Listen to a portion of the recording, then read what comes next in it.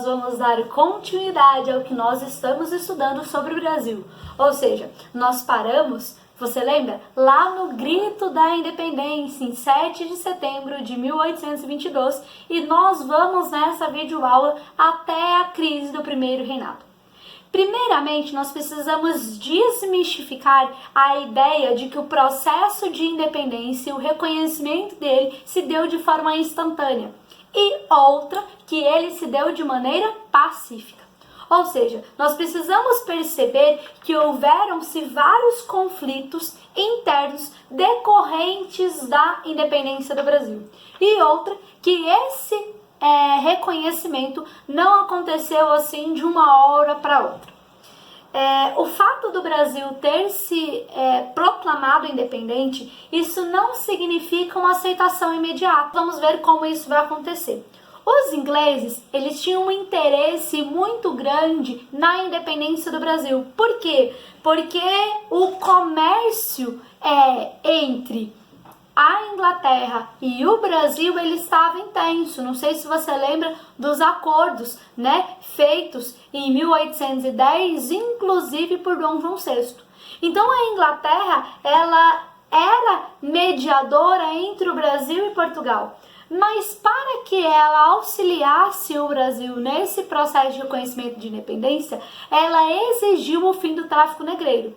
Acontecimento este que nós vamos ver que a partir daí vai surgir a ideia, você já ouviu a expressão para inglês ver? Por quê? Porque em 7 de novembro de 1831 vai ser a primeira lei antitráfico do Brasil negreiro. Só que essa lei nunca vai sair do papel. Por que ela foi criada? Porque foi uma das exigências feitas pela Inglaterra, porque ela foi aquela que auxiliou o Brasil fazendo o empréstimo da quantia que foi pedida então por Portugal.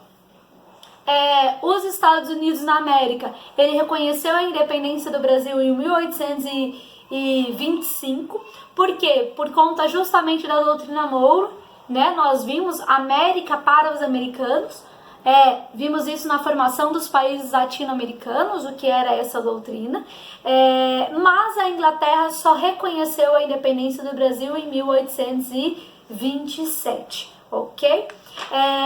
Nós primeiramente precisamos entender como foi a primeira Constituição em vigor aqui no Brasil, certo? Antes da independência, não sei se você lembra, lá no nosso vídeo anterior, dá uma volta lá e assiste novamente, houve a formação da primeira Assembleia Nacional Constituinte. Ou seja, representantes de diversas regiões, eles estavam ali para a elaboração do primeiro conjunto de leis para o novo império. Isso antes mesmo da independência. Só que a Assembleia reuniu-se no Rio de Janeiro a partir de 1823 e ela estabeleceu algumas coisas. E uma delas é que Dom Pedro, príncipe regente, ele deveria se submeter às leis feitas pelo Congresso. Ou seja, a ideia de uma monarquia constitucional, não mais uma monarquia absolutista. E vamos ver que essa ideia, vamos lembrar que essa ideia de monarquia absolutista, ela já estava sendo questionada há muito tempo. Voltamos novamente lá no Iluminismo. E o Dom Pedro I, ele não vai aceitar essa ideia das províncias terem autonomia e poderem escolher seus representantes legais. Então,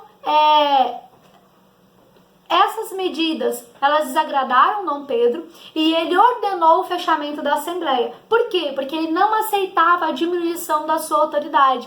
Ele queria a ideia de um governo centralizado, e quais eram as ideias e o que era sido discutido nessa Assembleia? Quais eram as medidas e as leis?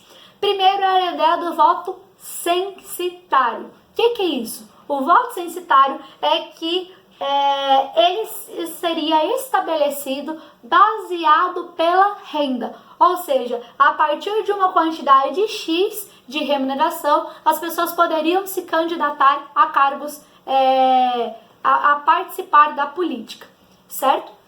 Lembrando que mulheres, negros e pobres, indígenas e escravos, eles estavam excluídos desse processo. O catolicismo, então, como religião oficial do império, então, para ocupar cargos públicos, você precisava ser católico, e a ideia dos 4 poderes. Você deve estar acostumado com os 3 poderes, né, que nós temos hoje: legislativo, executivo e judiciário. Mas aqui eu teria um 4º poder, que estava acima dos outros 3. Que poder era esse? Era o poder moderador, que quem ocupava este cargo era Dom Pedro I, se colocando então acima dos outros 3 poderes, o que ele poderia interferir em qualquer decisão tomada quando achasse necessário, o que demonstrava uma característica de um governo absolutista, centralizador e autoritário. Essas imposições de Dom Pedro geraram descontentamento nas províncias, o que a gente vai ver que gerou a Confederação do Equador. Por que tinha esse nome? Porque a república que eles queriam formar, ela teria esse nome de Confederação do Equador. Frei Caneca, que nós vimos ele e no outro movimento estudado também na aula anterior, ele vai participar e liderar este movimento. Esse movimento também vai ser sufocado e os seus líderes vão ser condenados à morte. A confederação vai se tornar um símbolo da luta anti-absolutista e da busca de um governo republicano. Beijos, tchauzinho, espero que eu tenha auxiliado vocês nesse resumo. Até a próxima. Tchau, tchau!